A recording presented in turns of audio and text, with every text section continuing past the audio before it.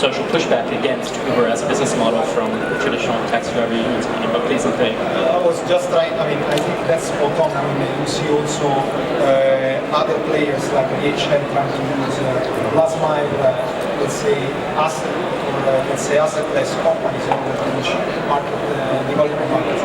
What I wanted to bring up is probably a less exotic example regarding energy or energy management. If we look at increasing the efficiency of the system, if you deploy energy management solution, if you manage to shift the peak load here in the grid, you can get efficiency of 10-15% of capacity.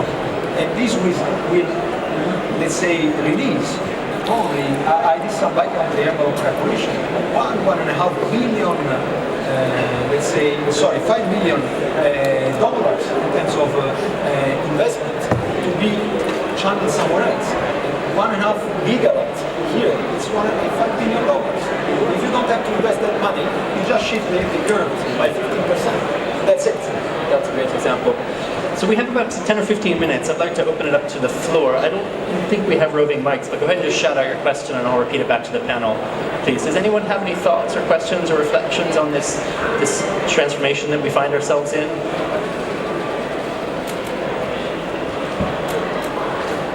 We have two over here, please. In the front row, Bعنوان, and then in the back, please. What security and privacy concerns do you have when you consider the implications of smart and Internet of Things and machine-to-machine? Great question. So the security and the privacy concern question. Who'd like to address that? Shall we start the usual? That's a very important question.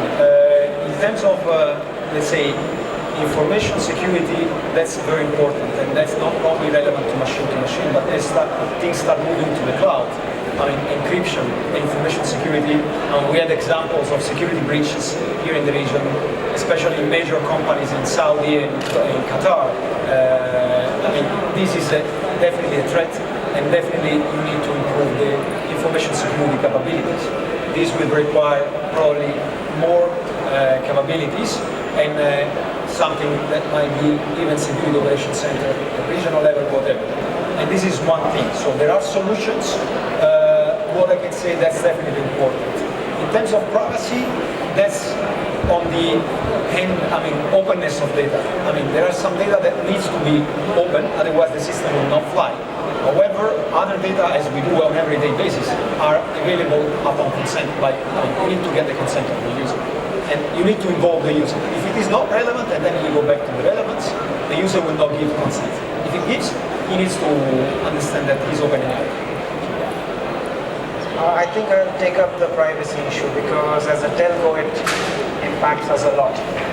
We keep on sitting there and crying that the over-the-top players can come in and use the data freely and we are over-regulated. There are a few things I think we can do better.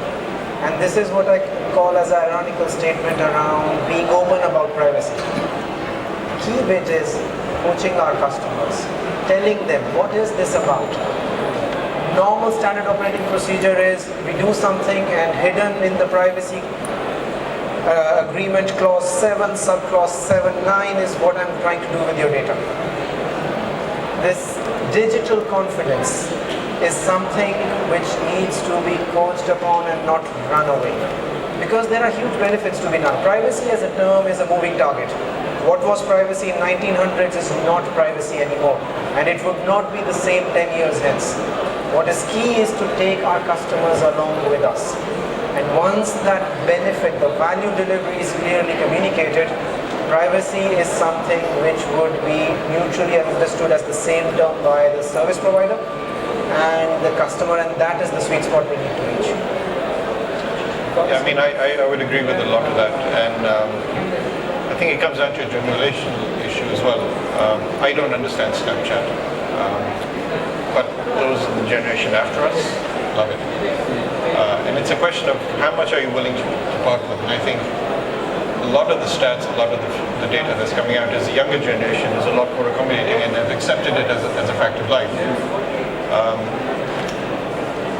I'm a little hesitant when Facebook takes my privacy information, my likes and what I don't like, and then uses it to advertise to me. But I don't mind Google now, knowing it, You're telling me Liverpool's going to play today and this is the score. So I like that part of it.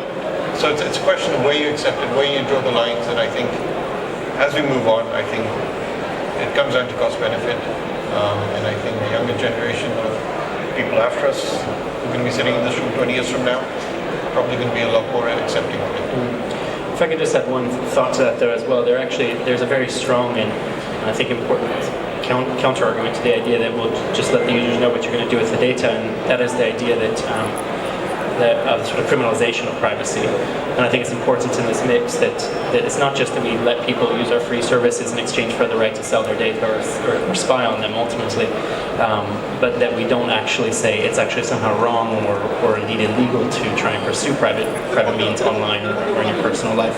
And I think there may be a danger in that tipping too far in one direction or the other, and we'll see the requisite social responses in the same way as we already have with Edward Snowden and a lot of the sort of grassroots cryptography movements and things like Bitcoin.